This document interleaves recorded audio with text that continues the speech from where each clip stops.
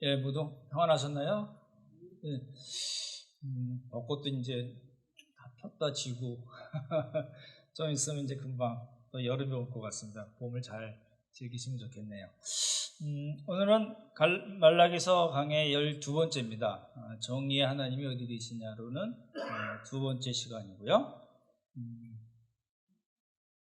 예배 전에 우리 노장로님께서 퀴즈 하신 분들이 너무 적다고 말씀해 주셨는데, 일단은 본문을 여러 번 읽으시는 게 중요하고요. 퀴즈 내드리는 것도 본문을 잘 파악하시고 말씀을 잘 준비하셨으면 좋겠다는 뜻이니까 잘 해주시면 좋겠습니다. 제가 나중에 이제 퀴즈 하신 분들, 안 하신 분들 받아서 한번 신방을 쫙 돌아야 되겠다. 그래서 이제 밀린 거 다 같이 공부하는 한 3시간 걸릴 겁니다. 예, 한꺼번에 하실 분들은 그렇게 하셔도 되고. 예, 오늘 말씀은 이제 3파트로 이제 나눠서 말씀드릴 겁니다. 하나는 소수의 신실한 사람들. 보통 이제 신학적으로는 남은 자들이라고 그러죠. 그렇죠? 말라기서에 나오는 소수의 신실한 사람들에 대해서 말씀드리고, 또 오늘 내 사자라는 말씀이 나오잖아요. 마이 메신저라는 뜻인데 세례 요한을 가리킵니다. 말라기서 맨 뒤에 4장 5절에 보시면 선지자 엘리야라고 이야기한 세례 요한이거든요. 그래서 세례 요한에 대해서 말씀드리고, 적용으로 로마서 5장 1절부터 4절까지 여러분 잘 아시는 환난은 인내를, 인내는 날을 연다는 소망을 이루는 줄 아니니라는 말씀을 통해서 우리 적용을 하려고 합니다. 이게 이제 절기 설교가 중간에 끼면은 이게 흐름이 자꾸 끊겨서 사실 조금 그렇긴 해요. 근데 다시 이제 기억을 되살리시면 좋을 것 같은데, 첫 번째 논쟁이 뭐죠? 말라기에 나오는 6가지 논쟁 중에 첫 번째가 뭐죠? 예, 사랑 논쟁이죠. 두 번째, 멸시. 세 번째, 어찌하여 말씀드렸죠. 네 번째, 정의 논쟁. 이제 보고 있는 거잖아요. 제가 3월 21일 날 첫 번째 정의 논쟁 말씀드렸는데, 이스라엘 백성들이 그렇게 하나님을 말로써 괴롭힌 겁니다. 하나님은 악을 향하는 저 페르시아 사람들을 좋아하시고 우리들보다 쟤네들을 더 기뻐하시네 라는 말로 하나님을 괴롭게 했다는 거죠. 그리고 한마디 더 붙였죠. 그렇죠? 뭐라고 그랬어요? 정의의 하나님이 어디 계시냐. 그렇죠? 그러니까 하나님의 가장 기본적인 대표적인 두 가지 속성, 사랑과 정의에 대해서 시비를 건 겁니다. 그렇죠? 이게 말씀드렸던 대로 나가도 너무 나간 거고요. 그렇죠? 할 말이 있고 불평을 하더라도 더 넘어서면 안 되는 말이 있는데 그걸 그냥 확 넘어가 버린 겁니다. 그렇죠? 이유는 뭐죠? 현실이 힘들다고. 이제 여기에 포인트가 있습니다. 말라기서를 보실 때 항상 그 현실에 대한 이야기를 생각을 하셔야 되거든요. 근데 이제 하나님은 그렇게 하신 거예요. 하나님의 반응을 보시면, 야, 너희들 많이 틀렸다. 내가 이러이러해서 나는 정의로운 하나님이다 라고 하나님께서 자기 변호를 하시지 않습니다.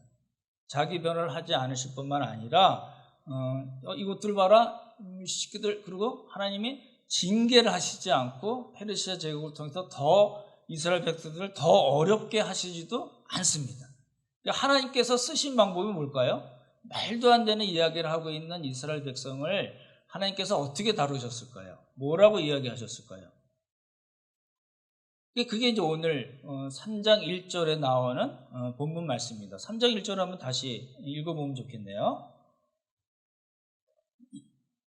읽으시면서 누가 누구인가를 한번 자세히 보시면 좋을 텐데, 3장 1절 한번 같이 읽어보겠습니다. 시작. 만군의 여호와가 이르노라. 보라, 내가 내 사자를 보내리니 그가 내 앞에서 길을 준비할 것이요 또 너희가 구하는 바 주가 갑자기 그의 성전에 임하시리니 곧 너희가 사모하는 바 언약의 사자가 임하실 것이라. 예, 저 일부러 천천히 읽었는데요. 내가 내 사자를 보내리니, 그 말에 나는 누구죠? 지금 누가 말씀하시는 거죠? 예, 그러니까 나라는 거는 하나님을 말씀하시는 거죠. 그렇죠? 예, 그러면 내 사자, 나의 사자, 또 하나님의 사자라고 표현이 되어 있는 사람은 누구죠? 예, 세례 요한이라고 말씀드렸죠. 그렇죠? 아까 말씀드렸듯이 4장 5절에 나오는 선지자 엘리야라고 나와 있습니다. 4장 5절 한번 보실래요? 맨 뒤에니까. 이 집에 계신 분들도 1331쪽입니다. 말라기서 4장 5절 한번 같이 읽어볼까요? 시작. 오라, 여호와의 크고 두려운 날이 이르기 전에 내가 선지자 엘리야를 너희에게 보내리니. 예, 그 선지자 엘리야라는 말, 그거는 누굴 가르쳐요? 예, 세례 요한을 가르칩니다. 그리고 또 한 가지 우리가 봐야 될 게 있죠. 너희가 구하는 바 주, 그렇죠? 너희가 구하는 바 주, 그가 성전에 갑자기 임하실 것이다라는 말이 나오고, 그리고 너희가 사모하는 바 언약의 사자라는 말이 나옵니다. 저 보십시오. 너희가 구하는 바 주, 그렇죠? 너희가 사모하는 바 언약의 사자는 누굴 가르칠까요? 예, 메시아이신 예수님을 가르치는 말입니다. 그렇죠? 예, 너희가 구하는 바 주, 너희가 사모하는 바 언약의 주. 다른 성경의 표준서 세 번역에 보시면 너희가 오랫동안 기다린 그분, 너희가 오랫동안 기다린 언약의 사자, 너희가 오랫동안 기다린 주라고 되어 있습니다. 오랫동안 기다렸다는 걸 기억을 해 두십시오. 나중에 이 얘기가 또 나오니까. 보십시오. 한 가지 더 중요한 게 있는데, 너희가 구하는 바 주, 너희가 사모하는 바 언약의 사자 할 때 너희는 누굴 가르칠까요? 두 번 나오잖아요. 너희가 구하는 바 주, 그다음에 너희가 사모하는 바 언약의 사자 할 때에 너희는 누굴 가르치나요? 예, 정답이 나왔는데 이게 이제 이런 겁니다. 항의를 했잖아요. 이 사람들이 정의 하나님이 어디 계시냐, 이렇게 항의한 것에 대해서 하나님께서 말씀하신 거잖아요. 너희가 기다린 바 주, 너희가 사모하는 바 언약의 사자라고 얘기했으니까 그때 너희는 항의를 했던 이스라엘 백성이라고 생각하는데 그렇지 않습니다. 이거를 조금 너무 자세히 따지는 거 아닌가? 아니, 이게 그걸 잘 보셔야지 오늘 본문을 놓치지 않거든요. 말라기 해석에 있어서 중요한 포인트가 몇 가지가 있는데, 지난번에도 말씀드렸듯이 분리와 대체입니다. 그렇죠? 이렇게 한 뭉태기가 있는 중에서 많은 부분을 하나님께서 분리시키십니다. 그렇죠? 그걸 이방인으로 대체를 시킨다고 말씀드렸잖아요. 여기서도 마찬가지거든요.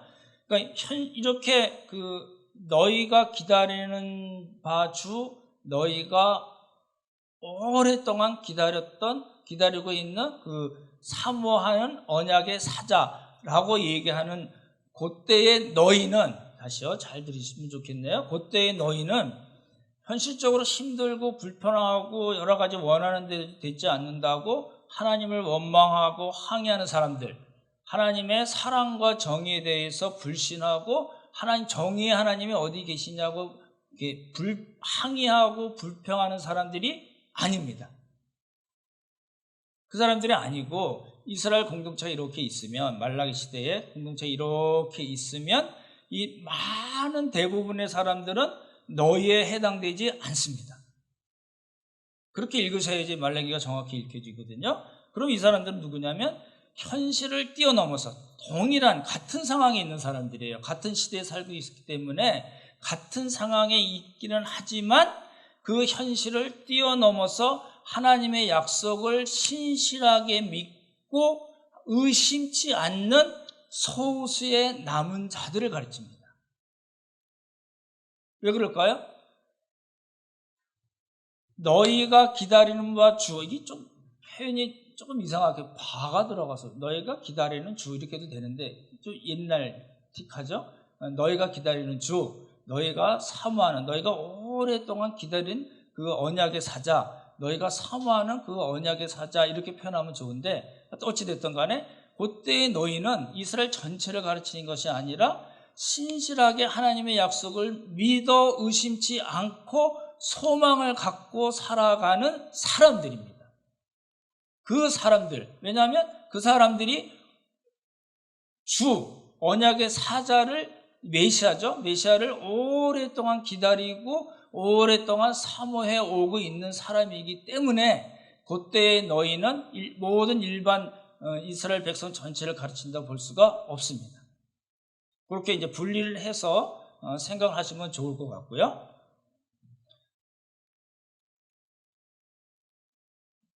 그러면 하나님께서 아주 소수의 신실한 자들에게 약속하신 게 뭔가, 우리가 이미 봤지만 약속하셨다는 것은 축복하셨고 예언하셨고 계시하셨다는 거거든요. 다른 측면에서는 다시요, 약속을 해주셨어요. 뭐라고 약속을 해주신 거는 다른 측면에서 보면 정말 커다란 축복이고 예언이고 계시입니다. 그렇죠? 근데 약속하신 게 뭘까요? 우리가 읽었죠? 뭐죠? 예. 예, 쉽게 설명드리면 세례 요한과 예수님을 보내시겠다는 약속이에요. 그렇잖아요? 세례 요한에 대한 약속이 여기서 굉장히 구체적으로 나오거든요. 그래서 선지자 엘리야라는 말이 쓰고 그게 이제 신약에서 또 이야기가 되거든요. 어찌됐든 간에 두 가지 약속을 하셨는데 내 사자를 보낼 거다. 세례 요한을 보내고 그다음에 너희가 오랫동안 기다리고 사모했던 메시아를 내가 보낼 것이다. 그 이야기예요. 잘 보십시오. 우리가 구약부터 신약까지 예수님의 십자가, 승천, 부활까지 쭉 보면은 요 세례 요한을 보내시고 메시아이신 예수 그리스도를 보낸다는 것은 구원 역사에서의 가장 정점에 해당되는 부분이거든요. 그렇잖아요? 가장 그 정점에 해당되는 부분을 지금 하나님께서 말라기 선지자를 통해서 정의의 하나님이 어디 계시냐고 항의하는 그 사람들에게, 또 신실한 사람들에게 뭘 얘기하세요? 세례요한을 보내고 메시아를 보내실 거야 라는 하나님의 구원 스케줄을 지금 이야기하고 계신 겁니다. 그래서 아까 말씀드린 대로 예언과 계시라는 측면이 있다고 말씀드린 겁니다. 그렇잖아요? 그러니까 이제 이 이야기는 뭐냐면 잘 생각해 보십시오. 이렇게 하나님께서 너희들이 오래 사모했잖아, 이렇게 말씀하신 것은 뭐가 전제된 거예요? 이미 소수의 신실한 자들이 믿음을 갖고 소망으로 기다려왔다는 것을 전제로 한 겁니다. 그렇잖아요? 그러고 그런 사람들에게 하나님께서 세례 요한도 얘기하시고 언약의 사자도 같이 얘기하시고 메시아 예지기를 다시 하신 겁니다. 그런 관점에서 보셔야 되고요. 그럼 보십시오. 그동안 오랫동안, 그랬죠? 오랫동안 신실한 사람들이 기다렸던 메시아, 이게 구약에 나오나요? 지금 좀 보십시오. 지금 이제 신약 들어가기 전에 마지막 때잖아요. 구약의 마지막 때잖아요. 그러니까 오래 기다려왔고 오래 사모해왔다고 했으니까 그 전에, 지금 이 말씀을 하시기 전에 이스라엘 백성들은 메시아를 소망을 했나요? 했으니까 그렇게 이야기했죠. 그렇죠. 이게 메시아를 소망한 거는 우리가 아브라함 때도 봤잖아요. 이제 제가 8가지로 나눠서 말씀을 드릴 텐데 보십시오. 첫 번째는 이렇게 그림을 그리십시오. 지금 여기가 말라기 시대예요. 말라기 시대고 이제 사방년이 넘어가면 말씀하신 대로 세례 요한이 오고 예수님이 오셔서 구원 사역을 완성하실 거예요. 근데 요 말라기 시대 전에 어디서부터 따져볼 수 있냐면 아브라함의 언약이 있어요. 그렇죠? 아브라함 언약이 계승되고 지금 말라기 시대에 신실한 소수의 사람들이 그것을 가지고 있다는 거예요. 뭘 가지고 있어요? 아브라함 언약. 그렇죠? 그리고 시내산 언약이 있어요. 출애굽해서 시내산에서 하나님께서 주신 그 시내산 언약이 있어요. 그렇죠? 그리고 또 지나서는 무슨 언약이 있어요? 다윗 언약이 있어요. 아시죠? 그렇죠? 다윗 왕위를 영원히 경고케 하리라 라는 말씀이 예수님을 통해서 이루어졌다고 말씀드렸잖아요. 그리고 이사야가 이야기한 게 있어요. 이사야는 누굴 이야기했어요? 그는 실로 우리의 질고를 지고 얘기하면서 메시아에 대한 예언을 많이 했어요. 예레미야를 통해서도 말씀하셨어요. 한 150년 지나서 예레미야를 통해서 말씀하셨는데, 예레미야를 통해서 말씀하신 것 중에 가장 중요한 게 뭘까요? 31장에 나오는 새 언약입니다. 이 사람들이 다 알고 있는 내용이에요. 그리고 사모하고 있었던 내용이에요. 이제 예레미야 31장에 나오는 새 언약은 제가 로마서 공부하면서 좀 자세히 말씀을 드릴 거고, 그리고 다니엘을 통해서도 인자에 대한 예언을 하셨어요. 저희가 부활절 2년 전 부활절인가요? 할 때도 제가 말씀을 다 드렸던 내용이고, 그래서 이제 말라기 시대, 그리고 아주 가깝게는 누구의 예언이 있었을까요? 지금 말라기 시대 사람들에게 있어서 가장 시간적으로 가까울 때 예언한 사람이 누구죠? 학개 스가랴잖아요. 그렇죠? 예. 520년에 성전 건축을 할 때, 스룹바벨 성전 건축할 때 멈췄을 때 학개와 스가랴를 통해서 말씀하셨잖아요. 저희가 학개서 1장을 봤습니다. 그리고 2장을 봤었죠. 하늘과 땅과 바다와 육지와 모든 나라 온 천하를 진동시키실 것이다. 누가요? 조금 있으면 메시아가 오셔서. 그죠? 영적 진동에 대해서 말씀하셨고, 성전에 하나님의 영광이 충만할 것이다. 너희들이 이렇게 보잘것없이 보이는 이 성전의 영광이 이전 솔로몬의 영광보다 훨씬 더 클 것이다. 그게 언제 성취가 됐어요? 예, 예수님 오셔서. 성전인이 예수님에서 그게 성취가 됐다고 말씀드렸거든요. 그래서 결과적으로 뭐예요? 이제 평강, 그렇죠? 평강을 주리라고 말씀하셨고, 그 약속이 누굴 통해서 이루어졌어요? 궁극적으로 예수 그리스도를 통해서 이루어진 거잖아요. 그러니까 지금 말라기 시대 사람들은 아브라함 언약부터 시작해서 학개 스가랴를 통해서 말씀해 주신 그 언약의 내용들을 잘 알고 있었던 거예요. 근데 거기다가 하나님께서 말라기를 통해서 뭐라고 말씀하셨어요? 세례 요한도 얘기하시고, 너희가 오랫동안 사모했던, 오랫동안 기다렸던 오랫동안 기다렸던 언약의 사자가 내가 보낼 거야. 이렇게 말씀하심으로써 정의의 하나님이 어디 계시냐고 이야기하는 사람들에게 하나님께서 구원 스케줄을 말씀하심으로써 응답을 하셨다는 겁니다. 그렇죠? 되시나요?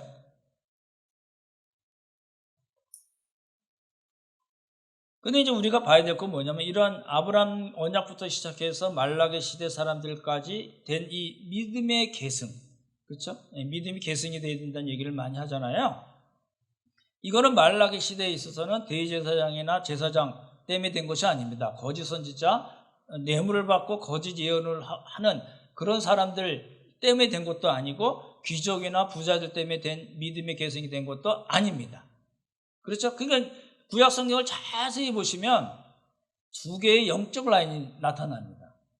그래서 가인과 아벨부터 시작해서 그 영적 창세기부터 시작되는 영적 라인이 쭉 오는데, 지금 너희가 구하는 사모하고 구하는 주 언약의 사자에 대한 믿음의 계승은 한쪽 정말 거룩한 영적 라인을 통해서 지금 이야기되는 말라기 시대의 사람들까지 계승이 되고 된 겁니다. 그렇죠? 그래서 이제 그렇게 믿음을 갖고 있던 사람들에게 하나님께서 말라기를 통해서 세례 요한에 대해서 선지자 엘리야를 보내실 것이다. 너희가 사모하는 바 언약의 사자를 보낼 것이다 라는 이야기를 들었을 때 이 사람들은 기뻐 뛰었을 거라는 겁니다. 근데 아쉬운 건 뭐예요? 전체 이스라엘 공동체가 그렇게 것이 아니라 그 중에서 아주 많은 사람들은 다른 영적 라인으로 가고 몇몇 소수의 사람들만 그 믿음을 간직하고 있고, 그 말씀을 통해서 힘을 얻고 더 믿음으로 소망으로 말씀대로 살 수 있었다라는 겁니다. 영어로 그렇게 얘기하죠. Are you with me? 그러잖아요. 잘 따라오시나요? 예, 그게 첫 번째 파트고, 두 번째 파트는 이제 세례 요한입니다. 이게 세례 요한이 우리가 봐야 될 부분이 굉장히 많아서 다 말씀을 못 드리는데 여쭤볼게요. 출생에 관해서 세례 요한에 대한 그 분량이 많을까요? 아니면 예수님의 출생에 대한 분량이 많을까요? 6개월 차이인데 예수님에 대한 분량이 많을까요? 세례 요한에 관한 이야기가 분량이 더 많을까요? 이렇게 물어보는 거는 세례 요한이라고 생각해서 말씀드리겠죠? 많은 부분이 그렇습니다. 그 세례 요한의 부모는 나이가 많아서 아기를 못 낳았어요. 그렇죠? 근데 아버지가 누군지 아시나요? 세례 요한의 아버지? 사로 시작합니다. 사가랴 아시죠? 예, 사가랴하고 엄마는요 엘리사벳. 그렇잖아요. 사가랴는 아론의 후손은 아닙니다. 엘리사벳은 아론의 후손인데 사가랴는 레위 지파이긴 하지만 그 제사장들은 24반열로 나누잖아요. 그 중에 하나에 해당되기는 합니다. 근데 이제 이 사가랴가 성전에서 섬길 때 무슨 일이 짠 나타났어요. 무슨 일이 나타났을까요? 누가 사가랴에게 나타났을까요? 예, 천사가 나타났습니다. 근데요, 제가 성경을 보면서 깜짝 놀랐어요. 제가 그전에 몰랐었나 봐요. 왜 놀랐냐면 이 사가랴에게 나타나서 이제 아들에 대해서 세례 요한이죠. 아들에 대해서 이야기한 그 천사가 누구냐면 이름이 뭐라고요? 가브리엘입니다. 이 가브리엘 천사가 예수님의 수태고지를 한 바로 그 천사예요. 그러니까 세례 요한의 그 이야기와 예수님의 수태고지에서 나타난 천사는 누구라고요? 예, 가브리엘입니다. 저만 놀랐나요? 그리고 이제 그 예수님의 수태고지를 듣고 가브리엘에게서 듣고서 마리아가 엘리사벳을 찾아갑니다. 엘리사벳을 찾아갈 때 무슨 일이 일어났을까요?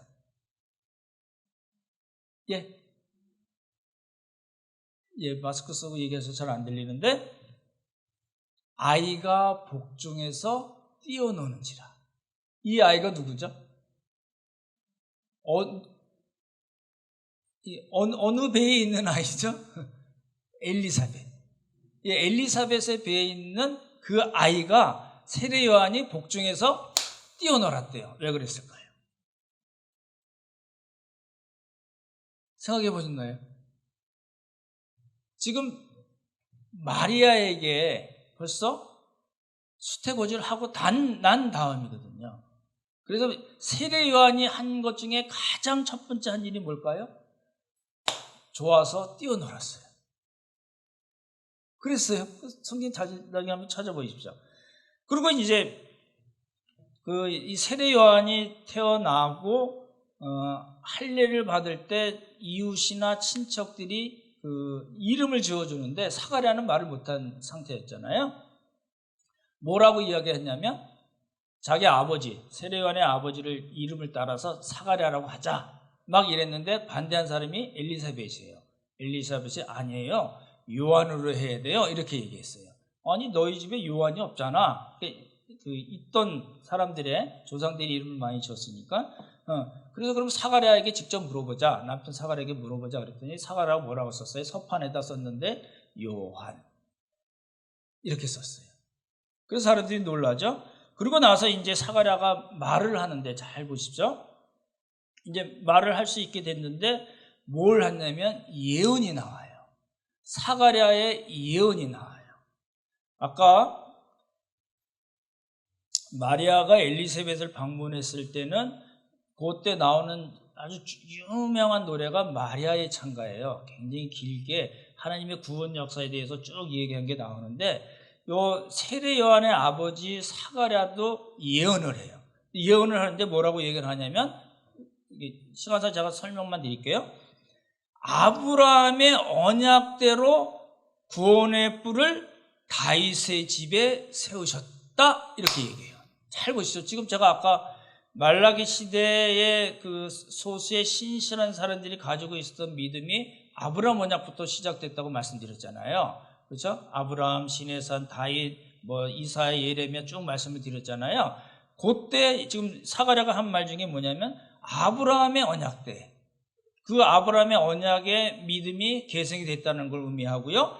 구원의 뿔, 하나님께서 작정하신 구원하시겠다고 하신 메시아를 보내서 구원하시겠다고 하신 그것이 다윗의 집에 세우셨다. 다윗 언약과 아브라함 언약과 메시아 구원의 뿔을 함께 예언을 해요. 누가요? 세례 요한의 아버지 사가랴가. 그리고 하나님을 찬양하는 장면이 나옵니다. 이게 누가복음에 나오거든요. 나중에 한번 보시면 좋을 것 같은데, 이렇게 이제 왜 세례 요한 이야기를 많이 말씀을 드리냐면, 말라기서에서 하나님께서 내 사자를 보내시겠다, 선지자 엘리야를 보내시겠다 하신 그 약속이 지금 누구를 통해서 이루어졌다고요? 예, 세례 요한을 통해서 이루어졌기 때문에 누가복음이나 또 사복음서 기자 전체가 다 세례 요한에 대한 분량을 상당히 많이 집어넣고 있다는 거예요. 그렇잖아요? 세례 요한은 무슨 사역을 했죠? 크게 세례 요한이니까 뭘 했어요? 세례를 줬죠. 그렇죠? 그리고 그리스도에 대해서 증거했어요. 나는 물로 세례를 주거냐? 그가 오시면 불과 성령으로 너희에게 세례를 주실 것이다. 그렇죠? 그래서 그리스도를 증거하심으로써 백성들이 메시아를 맞이할 수 있는 준비를 하도록 한 겁니다. 일반 백성들, 세리, 군인, 바리새파 사두개들에게도 독사의 자식들아 라고 이야기하면서 회개에 합당한 열매를 맺으라고 이야기함으로써 예수님을 준비하게 했어요. 이 이야기를 듣고 산헤드린 공회가 사람들을 보냅니다. 제사장과 레위 사람들을 요한에게 보냅니다. 뭐라고 물어봤냐면 너 누구냐? 내가 누구냐라고 물어봤어요. 내가 누구냐라고 물어본 거를 왜 물어봤을까요? 하는 거 보니까 야 메시아 아니야? 라는 생각이 드는 거예요. 백성들도 심중에 저 사람이 메시아인가? 라고 생각했었거든요. 그렇죠? 그래서 내가 누구냐고 물어봤는데 세례 요한이 알아채고 뭐라고 그랬어요? 나는 그리스도가 아니다 라고 얘기했어요.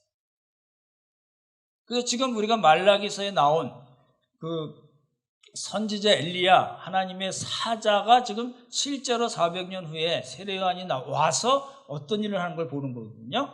그러니까 그 메시아가 아니라고 이야기한 것 중에 하나는 왜 그럴까요? 진짜 메시아가 아니기 때문이기도 하고, 백성과 종교 지도자들이 너 누구냐, 너 메시아냐라고 물은 거는 왜 그랬을까요? 당시에 메시아 사상이 아주 팽배했었습니다. 메시아 대망 사상이라고 그러잖아요. 그래서 그 아니라고 그러니까 또 묻습니다. 그럼 너 누구냐? 엘리야냐? 그 선지자냐? 라고 묻습니다. 잘 보십시오. 이 사람들이 바보가 아니거든요. 이 종교 지도자들이 지식적으로는 다 알고 있는 사람들이었어요. 왜 그러냐면 내가 엘리야냐라고 물었을 때는 뭘 염두에 뒀을까요? 말라기 4장 5절에 나온 선지자 엘리야를 보내시겠다는 걸 알고 물은 거예요. 그렇죠? 그리고 그 선지자, 너 선지자냐 묻지 않고 그 선지자냐, 너 그 선지자야? 이렇게 물은 건 왜 그럴까요? 모세의 예언 때문에 그렇습니다. 신명기 18장에 나오는 나와 같은 선지자를 하나 세우실 것이다 라는 모세의 예언을 이 종교 지도자들이 벌써 알고 있었어요. 그러니까 너 누구냐, 너 그리스도냐 묻고 나서 아니라고 그러니까 뭐라고 그랬어요? 그럼 너 엘리야야? 그 말라기에서 이야기한 그 엘리야야? 아니면은 모세가 이야기한 그 선지자야? 이렇게 물어본 겁니다. 그렇죠? 요한이 뭐라고 대답했을까요? 나는 주의 길을 곱게 하라고 광야에서 외치는 자의 소리입니다 라고 얘기했어요. 이게 어디 나온 이야기일까요? 이사야 선지자의 예언에 벌써 등장하거든요. 그렇잖아요? 이사야서 40장에 나옵니다. 40장 예언을 세례 요한은 잘 알고 있었고 자기가 어떤 사람인가도 잘 알고 있었고, 그래서 그 이사야 선지자의 이야기를 인용해서 그대로 이야기를 합니다. 내가 누구냐라고 이야기하잖아요. 그래서 세례 요한을 우리가 어떻게 표현을 하냐면은 구약의 문을 닫고, 그렇죠? 구약의 문을 닫고 신약의 문을 연 사람, 이렇게 표현을 해요. 다르게 표현하면 복음의 서곡을 연주한 사람. 지금 하나님께서 내 사자를 보내서 선지자 엘리야를 보내서 내 길을 예비하고 내 길을 준비하게 하실 것이다 라고 이야기하신 그 예언이 지금 이 세례 요한이 와서 그대로 성취가 된 겁니다. 그죠? 복음의 서곡을 연주한 사람, 세례 요한입니다. 그 사람이 어떻게 죽었어요? 목 잘라 죽었죠. 그죠? 예, 헤로디아 살로메 이야기 아시잖아요. 헤롯 안티파스에 의해서 목이 잘려서 순결했습니다. 그죠?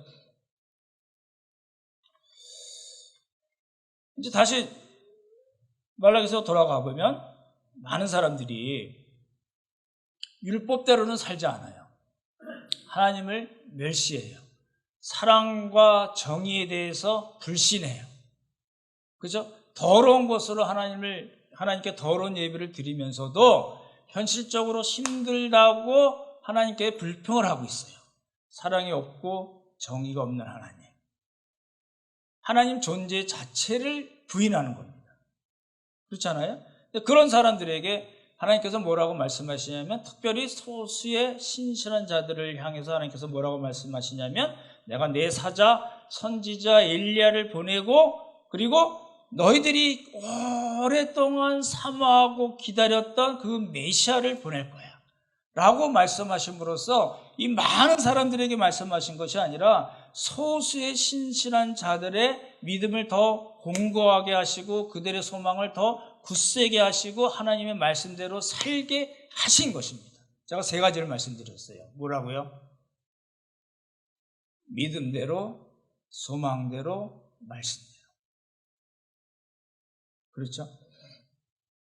이게 이제 하나님께서 쓰신 방법입니다. 그렇죠? 400년 후에 있을 구원 역사의 스케줄을 미리 말씀하심으로써 소수의 신실한 자들의 믿음을 더 강하게 하시고 소망으로 살게 하시고, 그래서 하루하루를 말씀으로 살라고 하나님께서 말씀하신 것입니다. 요 이야기를 잘, 하나님의 방법을 잘 생각을 하시면 좋겠습니다. 아까 말씀드렸던 대로 적용을 좀 살펴봐야 되겠죠. 이제 그렇게 이제 말씀을 준비했어요. 구약 시대 지금 말라기 시대 사람들, 그리고 신약 시대에 와서 로마 교회의 성도들, 그리고 우리, 그렇게 제수로 나눴어요. 저희가 이제 로마서를 공부하기 때문에 로마 교회 성도들을 말씀을 드리는데, 보십시오. 이 세 그룹의 사람들을 좀 비교를 해보시면 좋을 것 같아요. 여러분 머릿속에 그림을 좀 그리시면 좋겠네요. 말라기 시대 사람들은 그 페르시아 제국 아래에 있었거든요. 그렇죠? 종교의 자유가 있었을까요? 없었을까요? 있었습니다. 그렇죠? 예. 자치를 인정해 줬어요. 왜냐하면 총독을 보내서 다스리게 했으니까. 실권은 자기들이 잡고 있긴 하지만, 그렇죠? 근데 어려웠던 문제가 뭐냐면 세금 문제입니다. 그리고 이제 하나님의 말씀을 거역하고 이러면서 흉년이 당하기도 하고 이러면서 경제적으로 많이 어려워졌던 걸 우리가 살펴봤잖아요. 하지만 먹고 살고 하나님을 섬기는 데는 지장이 없었습니다. 그렇잖아요? 말라기 시대 사람들은 그랬어요. 로마 시대 사람들은 어땠을까요? 로마 제국이 오랫동안 다스렸잖아요. 이 사람들은 정치적으로 굉장히 힘들었습니다. 힘들었어요. 종교 자유가 있었을까요? 있었던 때도 있겠지만 우리가 잘 아는 대로 로마 제국에 10대 박해가 있거든요. 그렇잖아요? 10대 박해가 생기면서는 너무너무 힘들었을 거거든요. 경제적으로 많이 힘들었습니다. 그래서 로마에서는 어떤 집으로 주로 살았냐면, 서민들 경우에는, 서민이나 이런 빈곤층은 인슐라라는 그 제목이, 이름이 인슐라입니다. 우리가 알고 있는 주상복합 같은 개념이에요. 1, 2층에는 상가가 있고 위에 4층이나 7층 정도 되는 인슐라라는 그런 건물이 있는데, 그거는 아주 열악한, 그렇죠? 우리식으로 얘기하면 빈민들이 모여서 사는 곳에서 대부분의 유대인 크리스찬들, 이방인 크리스찬들이 거기서 살았어요. 그죠? 그러니까 이 사람들은 더 힘든 거죠. 그죠? 종교 자유가 쉽지 않았습니다. 정치적으로 굉장히 힘들었을 거고 경제적으로도 힘들었을 겁니다. 그렇죠? 근데 먹고 살 수는 있었어요. 먹고 살 수는 있고, 그리고 하나님을 섬기는데 많은 제약이 있기는 했지만, 그렇죠? 많은 제약이 있긴 했지만, 그리고 로마서 16장에 보면 그 바울이 거론한 아주 수많은 성도들의 이름이 나오고 그 사람들의 그 가정교회들이 여러 개 있었던 걸로 봐서는, 그럼에도 불구하고 어렵게 하나님을 섬기고 있었어요. 말라기 시대하고 다릅니다. 그렇죠? 지금 우리는 어떤가요? 제가 이제 로마서 5장 말씀드리면서 환난에 대해서 이제 자세히 설명을 드리겠지만, 환난은 두 가지입니다. 광의의 의미, 협의의 의미. 광의라는 거는, 넓은 뜻이라는 거는 우리가 이 세상 살면서 당하는 모든 어려움을 그냥 환난으로 볼 수가 있습니다. 좁혀서 이야기하면 복음 때문에, 하나님 나라 때문에 당하는 그런 핍박을 이제 우리가 환난으로 볼 수가 있습니다. 어떤 것이든 간에. 지금 우리는 종교적으로, 정치적으로, 경제적으로 어떤가요? 이 말라기나 로마 제국 시대에 비해서. 그럼 이제 교회 오늘 예배당 나오실 때 멀리 나오셨나요? 오늘 못 나오신 분들은, 집에서 가정에서 예배 드리는 분들은 핍박이 너무 심해서 멀리 숨어서 지하에서 예배 드리고 계신가요? 그런 건 아니죠. 그렇죠? 경제적으로 어려움을 당합니다. 실제적으로 어려움을 당하는데, 사실은 따져놓고 보면 이제 이런 구약 시대나 로마 시대나 뭐 여러 시대를 비교해서 따져보자면 절대적인 빈곤 때문에 힘들어하는 일은 잘 없습니다. 그렇죠? 우리 대한민국 내에서는 그래도 집이 있고, 그렇죠? 먹고 살 수 있고, 어려움을 느끼는 거는 상대적인 빈곤 때문에가 더 많을 거라고 생각이 됩니다. 제가 이제 이번 주에 뭐 하다가 이제 이렇게 압구정동 이런 아파트 값을 봤어요. 60억, 80억 이렇더라고요. 깜짝 놀랐어요. 전 그런 줄 몰랐었는데, 저는 이 목동이 제일 좋은 줄 알았더니 아니더라고요. 그러면 뭘 느끼나요? 상대적인 빈곤감을 느끼는 겁니다. 근데 성경에서는 상대적인 빈곤감에 대해서 그렇게 하나님께서 신경 안 쓰십니다. 잘 생각해 보세요. 어찌됐든 간에 우리에게도 넓은 의미에서 얘기하면 환난과 핍박과 어려움이 있습니다. 왜 없겠어요? 그렇죠? 경제적으로 그렇기도 하고, 대인관계에 있어서도 그렇고, 정서적으로도 그렇고, 건강적으로도 그렇고, 영적으로도 그렇고, 어려움이 있겠죠. 저희 병원에 저기 회전 돌다 보니까 못 보던 아이가 왔어요. 요양병원 대부분 어른들이 많잖아요. 간호사한테 물어봤어요. 집에 왔어요? 그랬더니 전에 있던 정신과 선생님이 강화도에 계신데 그 선생님이 보내서 왔다는 거예요. 지금 몇 살이에요? 그랬더니 15살이래요. 그러니까 아주 심한 정신병을 앓고 있고, 걷는 것도 제대로 못 걷고, 잘하는 거는 이거 핸드폰. 저희 병원이 조금 건물이 안 좋아서 와이파이가 잘 안 되니까 그 간호사 스테이션 앞에 거기는 잘 돼서 거기 나와서 맨날 그거 하고 있다고. 저 회진 돌 때마다, 걔 볼 때마다 너무 마음이 아프더라고요. 여러분 생각해 보십시오. 우리는 이제 상대적인 것에 너무 묶여 있는 경우가 많습니다. 그때 그랬으면 대박 나는 건데, 그렇게 해가지고 실제 날리지도 않았는데, 몇 억 날렸어. 이러지 않나요? 그러니까 우리들이 갖고 있는 그 환난이나 핍박이나 어려움이라는 개념이 사실은 그렇게 설득력이 없는 경우가 많이 있습니다. 그럼 잘 생각해 보십시오. 우리가 아이를 낳고, 자녀들을 낳고, 그 아이들이 잘 건강하게 자라고, 학교 들어가고, 공부하고, 또 졸업해서 취직하고, 어쩌저쩌서 결혼하고, 자녀들 놓고, 그 가운데서 하나님을 잘 섬기는 그런 가운데 있으면은 정말 감사한 거 아닌가요? 그러니까 더 못 가져가지고 하나님께 항의하고, 하나님께 불평하고 원망하면 하나님 듣지도 않습니다. 그렇지 않을까요? 이런 이야기입니다. 이제 말라기 시대 사람들에게 있어서 하나님께서 이 사람들이 항의하고 하나님이 사랑이 어딨냐고, 언제 우리 사랑하신 적이 있냐고, 어떻게 우리를 사랑하셨냐고, 정의의 하나님이 어디 계시냐고 그렇게 얘기할 때 하나님이 뭐라고 얘기하셨어요? 내가 너희들 알잖아. 그 말씀도 하셨지만 하나님께서 궁극적으로 뭘 갖고 그 사람들에게 대답하셨다고요? 아직 있지도 않을 400년 후에 세례 요한과 예수님 이야기를 통해서 그들을 위로하고 있는 거예요. 그들에게 믿음으로 살라고 말씀하시는 거고 소망을 갖고 하나님 말씀대로 살라고 그렇게 말씀하시는 방법을 취하고 계세요. 로마 교회들은 안 그랬을까요? 로마 교회 동일합니다. 말씀드렸잖아요. 환난은 인내를, 인내는 연단을, 연단은 소망을 낳는 줄 안다 그랬잖아요. 잘 보십시오. 환난은 인내를 낳는다는 말이 뭘까요?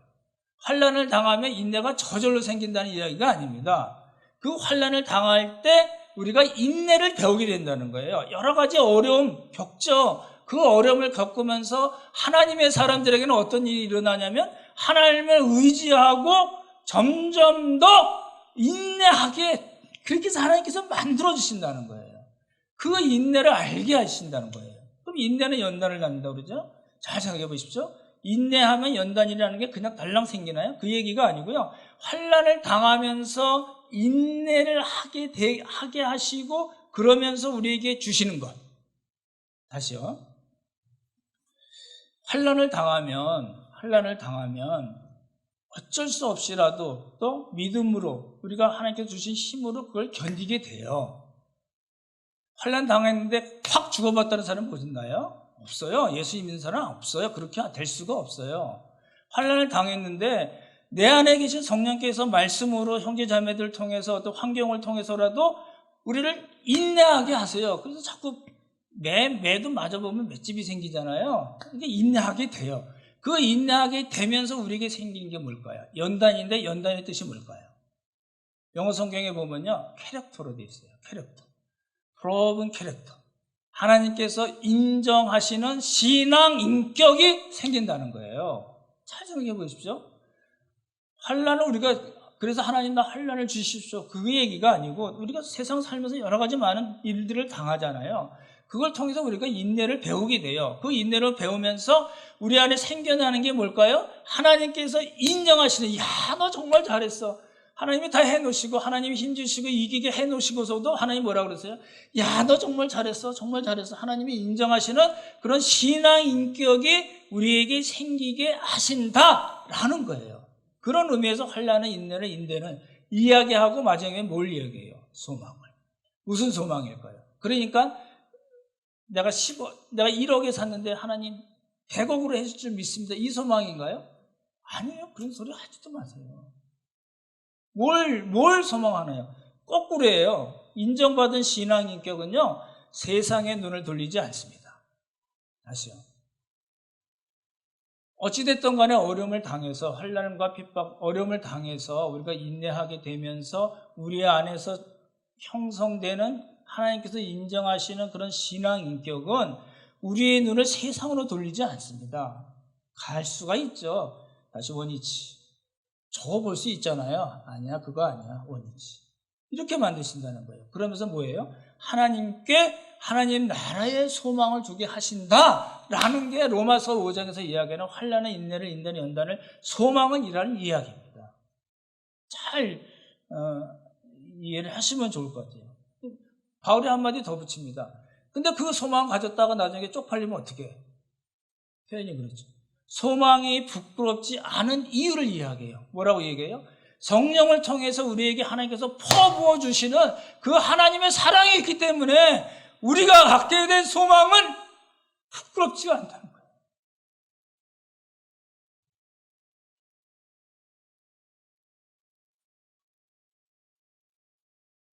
세례 요한이 그렇게 사는 사람입니다.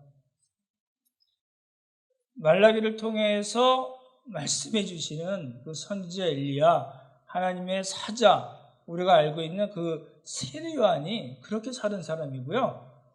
우리 믿음의 선배들이 다 그렇게 살았어요. 뭐로 살았어요? 믿음으로 살고요, 소망으로 살고요, 말씀으로 살았어요.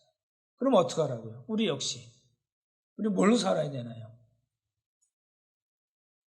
믿음으로 살고 소망으로 살고 말씀으로 살아야 돼요. 우리에게 이제 여러분이 지금까지 살아오시면서 겪었던 것보다 훨씬 더 큰 환란이 있을지도 몰라요. 너무너무 힘들겠죠. 또 하는 거예요. 나중에 로마서 우리 성경 공부 때 말씀드리지만 하나님께서 갖고 계신 코스가 몇 가지가 있었어요. 그때 이제 뭐 4가지로 나눠서 말씀을 드릴 텐데 각자에 맞는 코스를 하나님이 다 준비하고 계신 거예요. 겁나기도 하죠, 사실은. 그렇죠? 근데 그 일이 우리가 우리의 눈이 세상으로 돌아가게 하지 않고 하나님 나라를 향하게 한다. 하는 거예요. 무엇 때문에요? 성령을 통해서 우리 안에 퍼부어주신 그 하나님의 사랑, 그 사랑이 우리를 환난부터 소망까지 이끌어가게 한다는 거예요. 오늘 말씀을 마치겠습니다. 정의의 하나님이 어딨냐고 해서는 안 될 말을 한 사람들에게 하나님께서는 세례요한과 메시아 언약의 사자에 대해서 말씀하십니다. 오늘은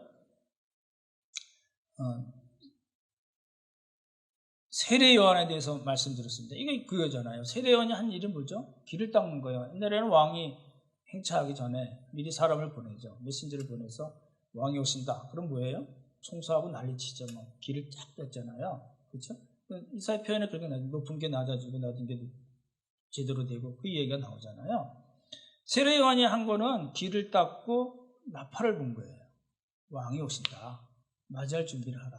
그거잖아요. 그래서 우리는 세례요한 때가 아니에요. 이미 세례요한이 예언한 그 메시아께서 오셔서 구속사역을 다 완성하신 때예요. 그리고 이제 다시 오실 거라고 약속만 남아있어요. 그렇죠? 그럼 우리는 어떻게 되나요? 우리 역시 닦아야 돼요. 길을 닦아야 돼요. 그렇지 않나요? 성령 무슨 길을 닦아야 되나요? 성령께서 우리를 마음껏 사용하시도록, 성령께서 우리 교회 공동체를 마음껏 사용하시도록 우리가 준비하고 예배하고 길을 닦고 나팔을 불어야 된다는 겁니다. 성령께서 마음껏 마음대로 역사할 수 있도록 우리가 말씀을 통해서 순종하고 그 순종의 길로 끌고 가실 때 우리가 아멘하고 잘 따라갈 수 있도록 성령께서 마음껏 역사하시도록 우리의 삶을 준비해야 되고 하나님 나라를 소망하는 삶을 살아야 된다. 그것이 세례요한을 통해서 우리에게 주시는 메시지입니다. 부디 성령님의 역사를 준비하는 그런 때가 되시길 바라고 하나님 나라를 소망하는 그런 우리 모두가 되기를 예수님의 이름으로 축원합니다. 하나님 아버지,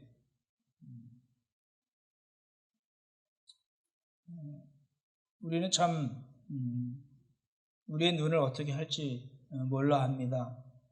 우리 눈이 하나님을 바라보고 우리 교회 공동체 형제 자매들 바라보고 또 하나님께서 원하시는 이웃사랑으로 가야 되는데 자기 연민으로 가고 자기만의 사랑으로 갈 때가 많이 있음을 주 앞에 고백합니다.